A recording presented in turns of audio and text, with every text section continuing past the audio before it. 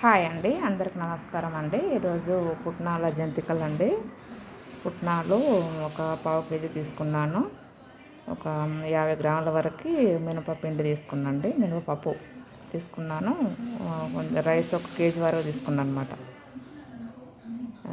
వెండి వేయించుకున్నాండి. అయితే పుట్నాలు కాకుండా మినపప్పు వేయించుకున్నాను. తర్వాత బియ్యం కూడా లైట్గా వేయించుకున్నాను అనమాట. పట్టించుకొచ్చానండి, ఇప్పుడే కిందకి వెళ్ళి పిండి పట్టించుకొని వచ్చాను.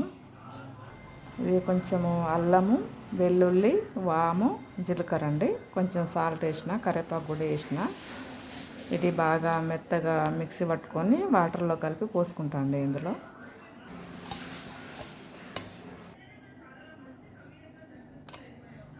అంటే కరివేపాకు వేయడం వల్ల గ్రీన్ కలర్ వచ్చిందండి. ఇది కొంచెం వాటర్లో కలిపి వడగట్టుకుంటాను పిండిలోకి.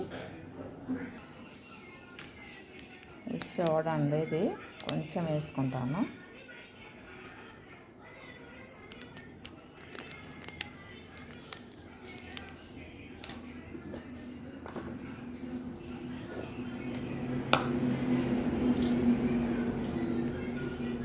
సాల్ట్ ఇది సరిపోతుందండి, ఎందుకంటే అందులో మనం వెల్లుల్లిలో వేసుకున్నాం అనమాట.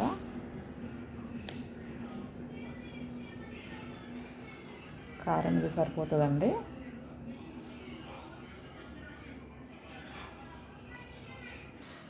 ఇంకా జల్లెడలో పోసుకోవాలండి.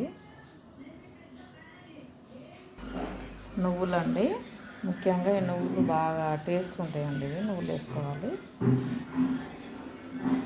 తెల్ల నువ్వులు వేసుకుంటున్నాను. కొంచెం వాష్ చేసుకొని వేసుకుంటాను అన్నమాట. కడుగు వేసుకుంటాను. అంతే అండి, నువ్వులు వేసుకున్నాను.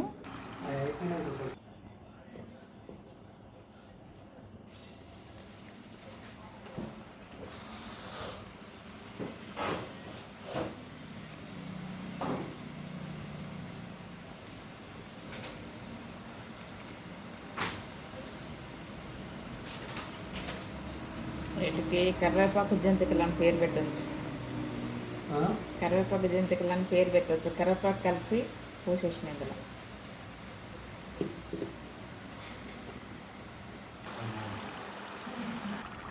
అప్పలన్నీ అయిపోయినాయి, చేయడం అన్నీ అయిపోయినాయండి. వీటికి పేరు మీరే పెట్టండి. పుట్నాల జంతికలు లేదా కరివేపాకు జంతికలు అనుకుంటున్నాను నేనైతే.